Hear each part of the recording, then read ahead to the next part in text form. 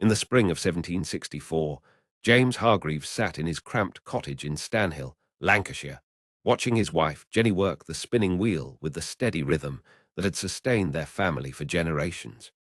He was a weaver and carpenter, a man of modest means who understood the limitations of his craft with painful clarity. Each spinster in England could produce only one thread at a time, their wheels humming in isolation across thousands of rural cottages. The weavers like Hargreaves perpetually waited, their looms sitting idle because the spinners simply could not keep pace with demand. This imbalance had existed for decades, a chronic bottleneck in textile production that everyone accepted as an immutable fact of life. What Hargreaves didn't know that spring morning was that he was about to stumble upon a solution so obvious, so mechanically simple, that its absence seems baffling in retrospect. The British textile industry in 1764 operated on a system called putting out, where merchants distributed raw cotton to cottage workers who spun and wove in their homes. The system was ancient, inefficient, and increasingly inadequate for Britain's growing imperial ambitions. Indian textiles dominated global markets with their superior quality and lower prices, a fact that humiliated British manufacturers and alarmed Parliament. The 1700 Calico Act had banned Indian printed cottons to protect domestic producers, but protectionism couldn't solve the fundamental problem. British workers were too slow. A skilled spinner using a traditional wheel could produce perhaps 1 pound of cotton thread per week. Meanwhile, a single weaver could consume the output of 6 to 8 spinners. The mathematics of this disparity haunted every merchant in Lancashire and Yorkshire. They needed more spinners, but labour was finite and expensive. The cottage industry had reached its natural ceiling. John Kay's flying shuttle, invented in 1733, had made the problem catastrophically worse. Kay's device allowed weavers to work twice as fast, which should have been celebrated as progress. Instead, it deepened the crisis. Now weavers needed 12 to 16 spinners to keep their looms fed. The price of cotton thread soared. Spinners, suddenly valuable, demanded higher wages. Weavers, unable to obtain sufficient yarn, saw their incomes stagnate despite working longer hours. Merchants watched profit margins evaporate. The entire industry teetered on the edge of collapse, strangled by a bottleneck that seemed impossible to break. Various inventors had attempted mechanical solutions, but spinning was considered too delicate, too dependent on human touch and judgment. The common wisdom held that you could never mechanize the spinner's craft without destroying the thread's quality. Hargreaves himself was no great inventor. He could barely write his own name. His formal education consisted of perhaps a few months in a charity school before he was sent to work at age 7 or 8. He understood mechanics through his hands, through the tactile wisdom of a carpenter who built spinning wheels and looms for his neighbors. He knew intimately how the traditional wheel worked. The spinner drew out cotton fibers with one hand while the other turned the wheel, twisting the fibers into thread and winding it onto a spindle. It was a dance of coordination that required years to master. The wheel was essentially unchanged since the Middle Ages, a technology so stable it seemed eternal. But Hargreaves possessed something more valuable than education. He had the practical man's impatience with inefficiency and the carpenter's instinct for mechanical simplification. The moment of accidental discovery came, according to the most persistent legend, when Hargreaves' daughter Jenny, some sources say it was his wife, knocked over a spinning wheel. The wheel fell on its side, but continued to spin. Hargreaves watched, transfixed, as the spindle rotated vertically instead of horizontally. In that instant, he saw something every spinner in England had somehow missed. If one spindle could spin vertically, why not 8 spindles in a row? Why not 16? The orientation was arbitrary, a historical accident of medieval design. By standing the spindles upright and arranging them side by side, one operator could theoretically manage multiple threads simultaneously. The physics were identical, only the geometry changed. It was so simple that Hargreaves later struggled to explain why no one had thought of it before. Hargreaves spent the next year, and a half building his first prototype in secret. He worked at night after his weaving was done, using scrap wood and salvaged parts. The machine he created in 1765 was deceptively straightforward. 8 spindles mounted vertically on a wooden frame, all connected to a single wheel that the operator turned by hand. A movable bar, pulled by a worker standing at the machine, drew out the cotton fibers simultaneously across all 8 spindles. Then the worker would turn the wheel, twisting all 8 threads at once, before pushing the bar forward to wind the finished thread. One person could now do the work of 8 spinners. Hargreaves called his invention the spinning jenny, almost certainly after his wife, though some historians suggest jenny was Lancashire dialect for engine. The name's origin is less important than what the machine represented, proof that the impossible bottleneck could be broken. The early jenny was crude, unreliable, and produced thread weaker than hand spinning. Hargreaves used it himself for 2 years before showing it to anyone, gradually refining the mechanism and improving the thread quality. By 1767, he was selling jennies to neighbours for modest sums, perhaps £6 each. He made perhaps 16 machines total before word spread beyond Stanhill. What Hargreaves fundamentally misunderstood was the social earthquake he had triggered.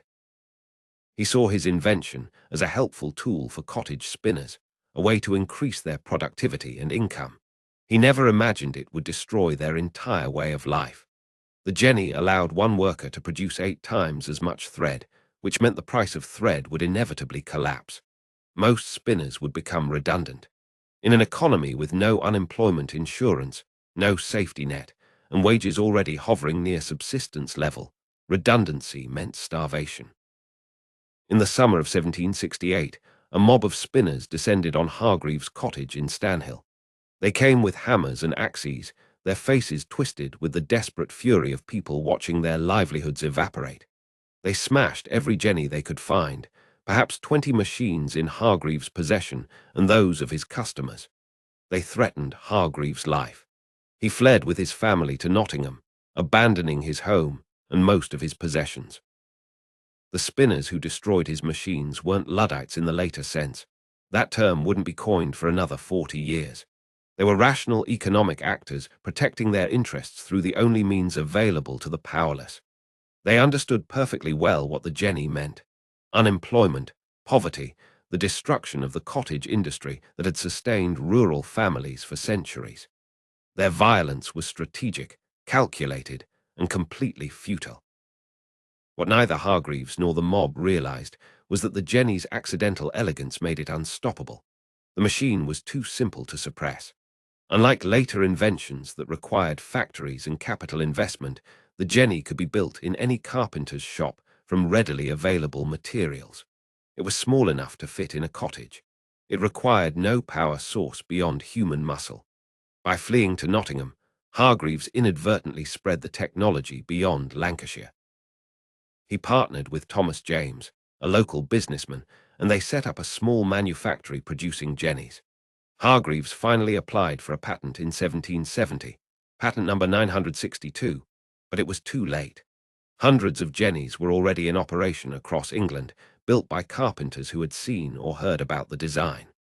Patent law in 1770 was weak, enforcement was expensive, and Hargreaves lacked the resources to pursue infringers. He died in 1778, probably in debt, having earned almost nothing from the invention that revolutionized his industry. The jenny's spread was exponential and chaotic. By 1775, there were perhaps 20,000 jennies operating in England. By 1780, that number had doubled or tripled. No one kept accurate records. Manufacturers quickly scaled up the design. Hargreaves' original 8-spindle model gave way to 16-spindle versions, then 32, then 120. The larger jennies couldn't fit in cottages, which necessitated workshops and small factories. This transformation happened organically, without planning or foresight. No one decided to create the factory system. It emerged accidentally from the jenny's scalability. The machine that Hargreaves designed to help cottage workers ended up destroying cottage industry entirely. Thread production exploded while prices collapsed.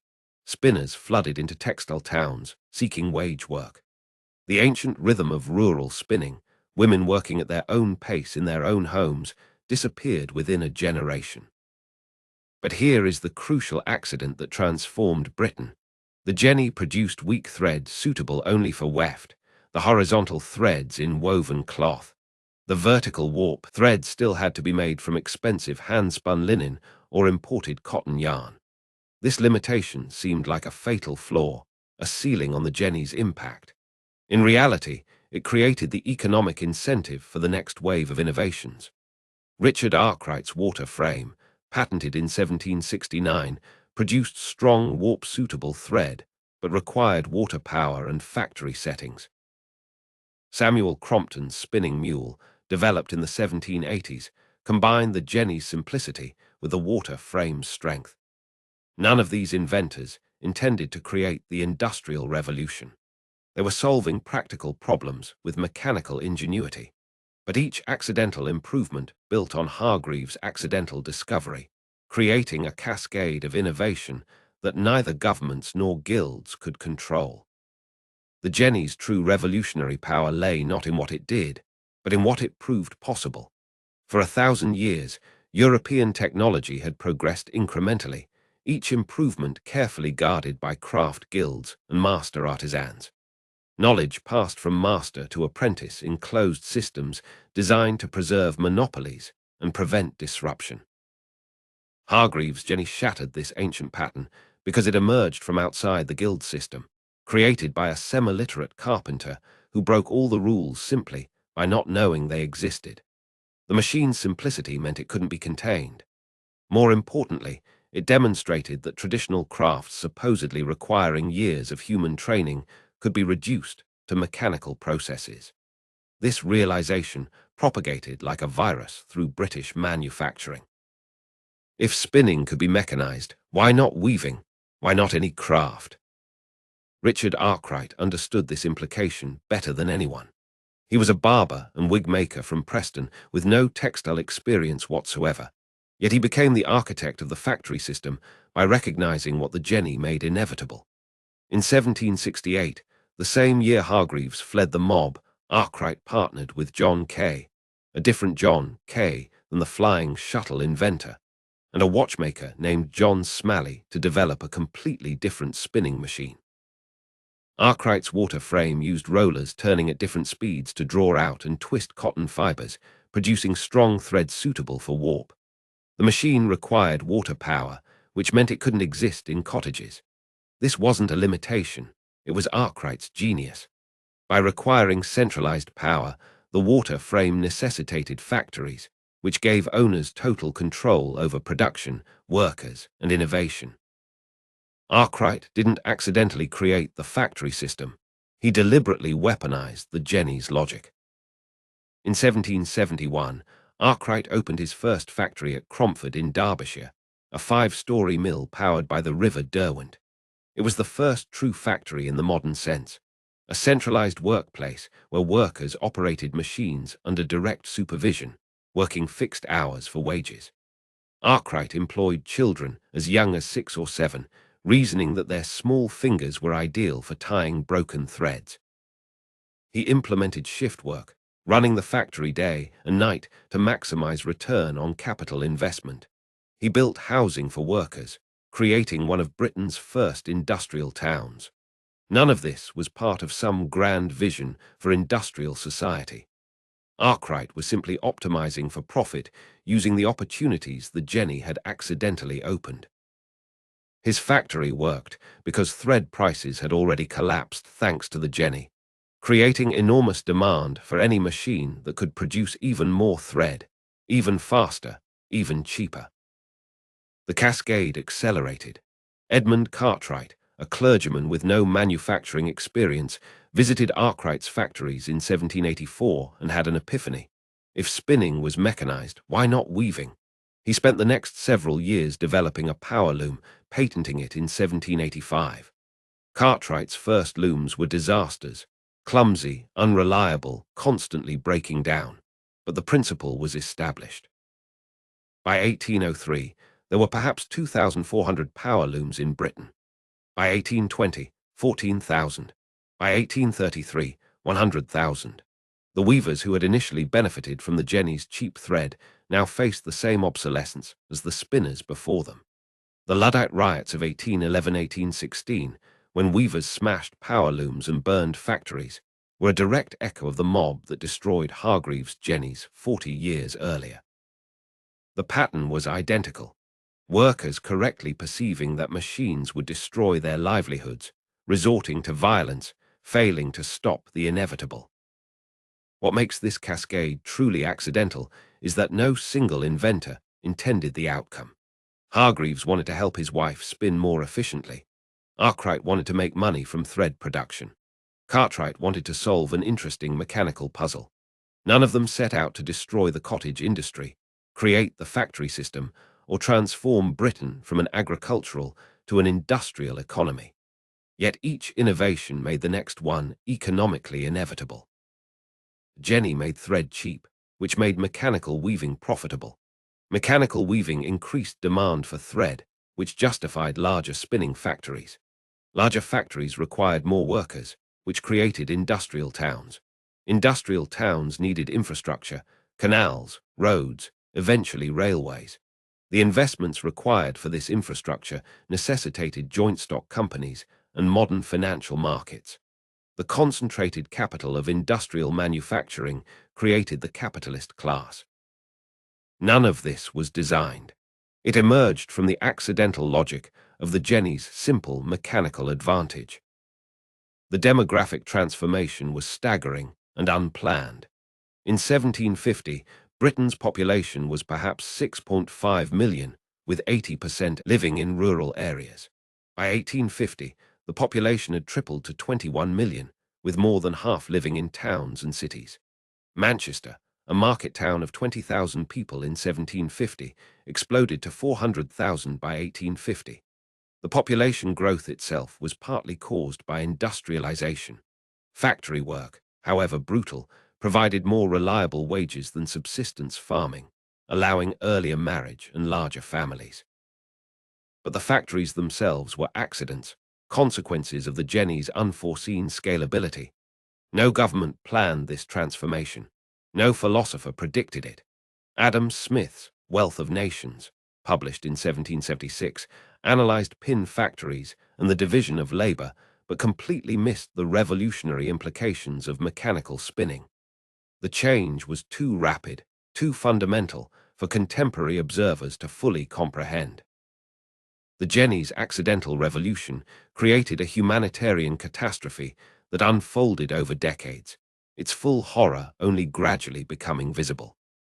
The cottage spinners who had once worked at their own pace in their own homes, setting their own hours and controlling their own labor, found themselves redundant or forced into factories under conditions that shocked even contemporary observers. Factory owners, competing in an increasingly cutthroat market where thread prices collapsed yearly, squeezed workers mercilessly. Shifts lasted 12 to 16 hours. Children as young as 5 worked in mills, their small bodies perfect for crawling under machinery to collect loose cotton. The air in spinning factories was deliberately kept humid to prevent threads from breaking, creating an atmosphere that destroyed lungs.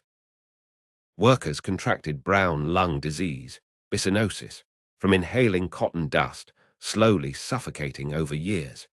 These weren't unfortunate side effects. They were the logical outcome of the jenny's core innovation, making human labor so efficient that individual workers became disposable.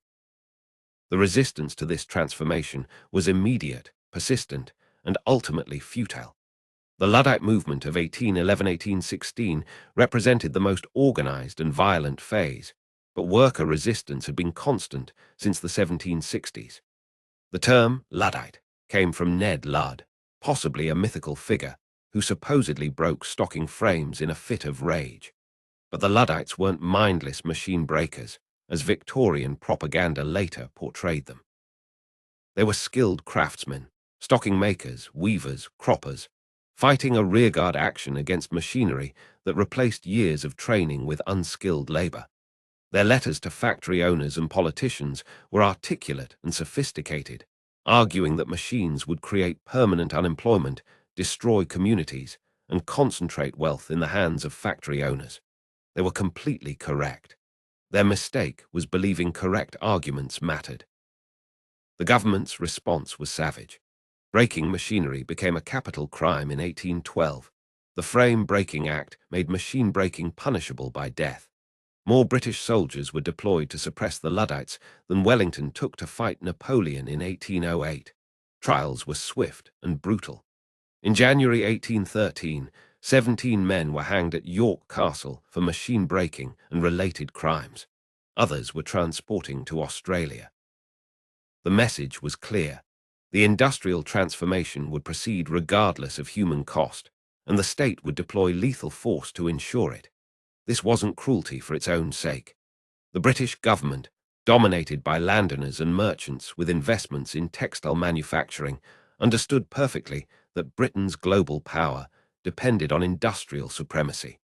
The Napoleonic Wars had demonstrated that economic production translated directly to military power. The Jenny and its descendant machines were strategic assets. Workers would adapt or be crushed. What's striking in retrospect is how the arguments against mechanization, despite being economically accurate in the short term, completely failed to predict the long-term outcome. The Luddites were right that machines would destroy specific jobs. Tens of thousands of hand spinners and hand weavers lost their livelihoods permanently. But they couldn't foresee that mechanization would create entirely new categories of employment: machine operators, factory managers, mechanical engineers, railway workers, steamship crews. Britain's total employment actually increased dramatically during the Industrial Revolution, though the new jobs were often worse, more dangerous, less autonomous, more precarious than the craft work they replaced. The transition period, roughly 1780–1850, was catastrophic for the working class. Real wages stagnated or declined even as productivity soared. Life expectancy in industrial cities dropped below rural levels. Child mortality increased. The accidental nature of this suffering is important to emphasize. Hargreaves didn't design the Jenny to immiserate workers. He designed it to make spinning easier. Arkwright didn't build factories to enslave children. He built them to maximize return on investment in an era when child labor was already ubiquitous.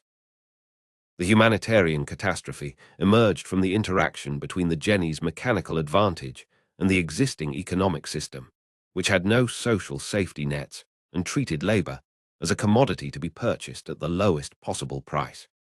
Reformers like Robert Owen and philanthropists like Titus Salt eventually created model factories with better conditions, proving that industrial capitalism didn't require brutality. But their humane factories were exceptions. The system's default setting, absent regulation or worker organization, was maximum exploitation.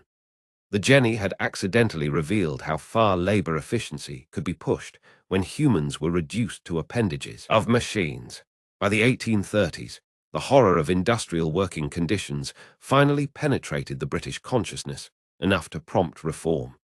The Factory Act of 1833 banned children under 9 from factory work and limited children aged 9–13 to 8-hour days. Factory inspectors were appointed to enforce the law. It was pathetically inadequate. Children as young as 9 still worked 8-hour days in dangerous conditions. But it represented a recognition that the accidental revolution had created social problems requiring government intervention. The political economist Nassau Sr. famously argued against reducing working hours because factory owners made their profit in the last hour of the workday, and any reduction would make manufacturing unprofitable. His argument reveals the economic logic that had driven the transformation. Human welfare was irrelevant compared to competitive advantage in global markets. The Jenny's accidental revolution couldn't remain confined to Britain. The British government desperately tried to maintain its monopoly on textile machinery, passing laws in 1774 and 1781 that banned the export of textile machines and prohibited skilled mechanics from emigrating. The penalties were severe: fines, imprisonment, loss of citizenship. For several decades, these laws worked. Britain's industrial advantage seemed unassailable. Textile manufacturers made enormous profits selling cheap cloth to global markets while preventing competitors from accessing the technology. But information, once created, is nearly impossible to contain forever. The very simplicity that made the Jenny revolutionary, a design so straightforward that any competent carpenter could replicate it, made it inherently exportable.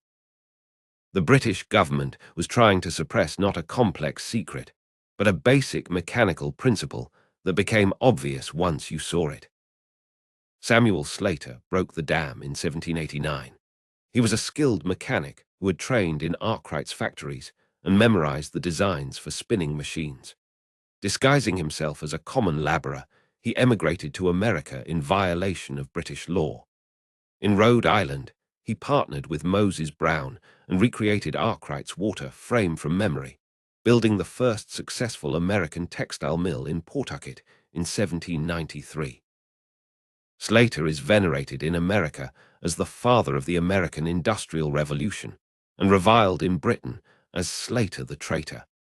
But he was simply the first of many. By the early 1800s, skilled British mechanics were emigrating across Europe and to America, carrying industrial knowledge with them. The British government's attempts at technological containment collapsed because you cannot prevent people from thinking about machines they've seen and understood. The global spread of mechanized spinning followed a pattern that would repeat throughout industrialization. Technology moves from high-wage to low-wage regions, transforming each economy in turn and creating new centers of production that eventually compete with the original innovators. Belgium industrialized in the 1820s, importing British machines and hiring British mechanics. France industrialized more slowly, hampered by the Napoleonic Wars and political instability, but was fully mechanized by mid-century. The German states industrialized rapidly after 1840, quickly becoming Britain's primary industrial rival. The United States, with its abundant resources and absence of guild restrictions, industrialized explosively, especially after the Civil War. Each new industrial power went through the same brutal transition: displacement of craft workers, creation of factory systems, urbanization, initial deterioration of working-class living standards, eventual productivity gains, and rising prosperity. The pattern was grimly consistent because it was driven by the same accidental logic that Hargreaves had unleashed. Once mechanized production existed anywhere, every other region faced an impossible choice: industrialize or be economically colonized by those who had. Indian textile workers, who had dominated global markets for centuries with their superior hand-weaving, found themselves unable to compete with British factories producing cloth at a fraction of the price.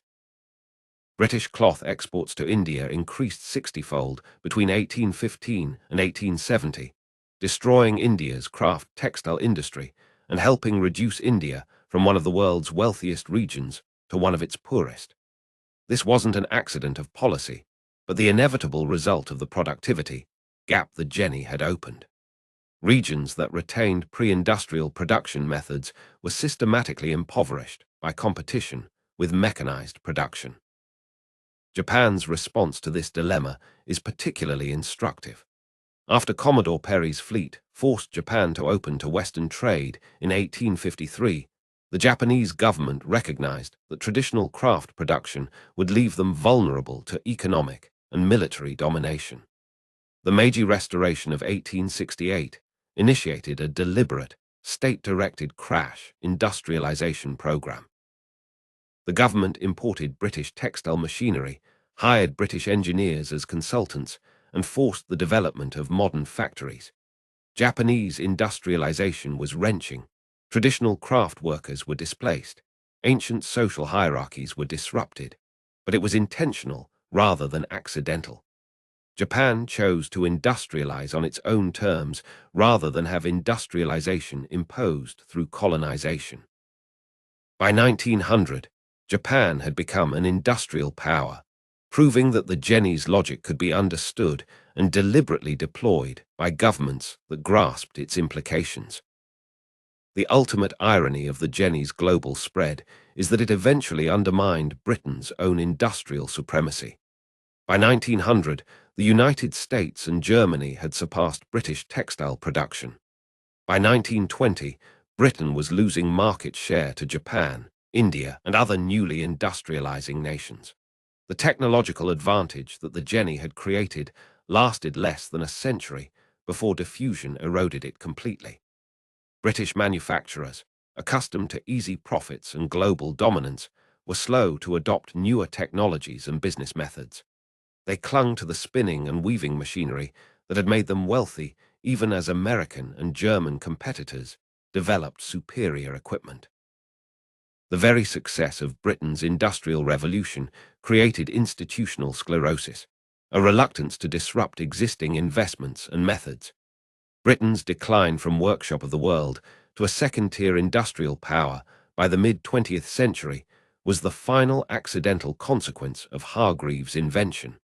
The productivity advantage couldn't be maintained once the underlying principles became common knowledge. Standing in 1764, watching James Hargreaves fiddle with spindles in his cottage, you could not possibly have predicted what his machine would unleash. The complete transformation of human civilization from agricultural to industrial, from rural to urban, from hereditary hierarchy to class mobility, from local self-sufficiency to global markets, from cyclical time governed by seasons to linear time governed by clocks.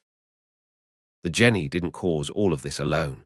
The steam engine, the railway, the telegraph, and countless other innovations all played crucial roles. But the Jenny was first. It proved that machines could replace skilled human labor. It demonstrated that simple mechanical advantage could overcome centuries of craft tradition. It revealed that innovation could emerge from outside elite institutions, rendering obsolete the entire guild system that had regulated craft production since medieval times. Most importantly, it showed that small improvements could cascade into transformations that no one intended and no one could control. The accidental nature of this transformation is not merely a historical curiosity, it's fundamental to understanding how the modern world came into being. The Industrial Revolution was not planned by governments or philosophers. There was no blueprint, no manifesto, no coordinating authority. Adam Smith's invisible hand was more accurate than he knew. The revolution emerged from millions of individual decisions made by inventors seeking profit, workers seeking wages, consumers seeking cheap goods, each acting on local information with no awareness of the aggregate outcome. Hargreaves wanted to help his wife spin more thread. That simple motivation, combined with a carpenter's mechanical intuition and a fallen spinning wheel, initiated a cascade that killed tens of millions through brutal working conditions, polluted landscapes, and colonial exploitation, while simultaneously liberating hundreds of millions from subsistence agriculture, enabling population growth that would have been impossible under the agricultural regime, and creating technologies that would eventually produce unprecedented prosperity. Was the Industrial Revolution inevitable, or could it have unfolded differently if Hargreaves hadn't seen that spinning wheel fall? The counterfactual question is unanswerable but illuminating. The economic pressures that created the spinning bottleneck existed independently of Hargreaves. Someone would eventually have mechanized spinning through some innovation. But the specific path, the Jenny's simplicity, allowing cottage-scale adoption before factory centralization, created unique social dynamics. If the first spinning machine had been Arkwright's capital-intensive water frame, requiring centralized power, the transition might have been even more brutal, with cottage workers having no intermediate period of adaptation. If spinning had never been mechanized, British textile production would have remained constrained, possibly allowing Indian or Chinese manufacturers to maintain their global dominance, redirecting the Industrial Revolution to different geographical centers. The contingency matters because it reveals that history's trajectory is not predetermined, but emerges from accidents, choices, and chance events, whose consequences only become clear in retrospect. The Jenny's legacy permeates modern life in ways we rarely recognize. Every factory operating shift work, every city organized around industrial production zones, every economy dependent on global trade, every worker exchanging time for wages. These are all inheritances of the system Hargreaves accidentally initiated. The smartphone in your pocket contains thousands of components manufactured in factories descended conceptually from Arkwright's Cromford Mill, operating on principles of labor efficiency and capital investment that crystallized in response to the Jenny's revelation that human productivity could be mechanically amplified. The global supply chain that delivers those components from dozens of countries is possible only because the Jenny demonstrated that production could be centralized and scaled beyond anything feasible under craft production. Even our concepts of economic growth, technological progress, and material improvement are artifacts of the industrial paradigm the Jenny helped create. Pre-industrial economies were essentially zero-sum. Industrialization created the modern expectation of perpetual growth. The most profound accidental consequence may be the one we're living through now, the climate crisis. The Jenny required human muscle power, but it created the economic logic that made coal-powered steam engines necessary and profitable. Steam engines freed factories from river locations, allowing them to cluster in cities near labor and markets. Coal burning released carbon dioxide, but the immediate benefits, cheaper goods, higher productivity, national wealth, military power, made the long-term atmospheric consequences invisible to decision-makers. By the time anyone understood greenhouse gases in the late 19th century, the industrial system was too entrenched, too profitable, too essential to national survival to be questioned. The fossil fuel economy that now threatens civilization itself is a direct descendant of the productivity logic Hargreaves stumbled upon in 1764. He wanted to help his wife spin thread more efficiently. The unintended consequence, playing out over 2.5 centuries, may be the destabilization of Earth's climate system. Yet the same accidental logic that created these problems also points toward solutions. The Jenny demonstrated that productivity improvements emerge unpredictably from unexpected sources and cascade beyond anyone's ability to control or predict. The renewable energy revolution currently underway, solar panels, wind turbines, battery storage, follows the same pattern. No government planned the exponential decline in solar panel costs over the past 2 decades. It emerged from incremental improvements in manufacturing, materials science, and scale economies, each improvement making the next one more economically viable. The learning curve looks remarkably similar to the adoption curve of the spinning Jenny. Like the Jenny, renewable energy technology is becoming too cheap to suppress, spreading globally regardless of political resistance from fossil fuel interests. The accidental revolution that began with a fallen spinning wheel may be superseded by another accidental revolution, this one driven by physics and economics rather than mechanical advantage in textile production. The ultimate lesson of the spinning Jenny is humility about human agency in shaping technological change. James Hargreaves had no grand vision. He solved a practical problem using the tools and knowledge available to him. The fact that his simple solution transformed civilization was entirely accidental, the emergent consequence of millions of subsequent decisions made by people responding to the economic opportunities his invention created. We cannot predict which current technologies will prove similarly transformative. The smartphone seemed like a luxury gadget in 2007. By 2025, it has reorganized social relationships, political movements, commerce, and cognition itself. Artificial intelligence may follow the Jenny's pattern, a simple mechanical principle, initially underestimated, cascading into transformations no one intended or foresaw. Or it may not. The future is radically uncertain precisely because it emerges from accidents, not plans. What we can predict, is that the transformation will be uneven, often brutal, and will create winners and losers in ways that seem unjust. The spinning jenny made James Hargreaves no money, while making Richard Arkwright wealthy beyond measure. It liberated some workers from grueling manual labor, while condemning others to factory discipline and industrial disease. It created unprecedented prosperity for nations that industrialized while impoverishing those that didn't. The moral arc of technological change doesn't bend toward justice automatically. It requires deliberate political action to distribute benefits and mitigate harms. The spinning jenny's history teaches that innovation alone solves nothing. What matters is how societies choose to deploy and regulate new capabilities, who gains power from technological change, and whether the gains from productivity improvements are shared or concentrated. In the end, the machine that accidentally started the Industrial Revolution reminds us that history is made not by great men with grand visions, but by ordinary people solving ordinary problems, whose solutions occasionally trigger cascades that reshape civilization. James Hargreaves was trying to help his wife. Richard Arkwright wanted to make money. Edmund Cartwright was bored and thought weaving looked like an interesting puzzle. None of them intended to create the modern world. They just wanted to spin thread, make thread, and weave cloth more efficiently.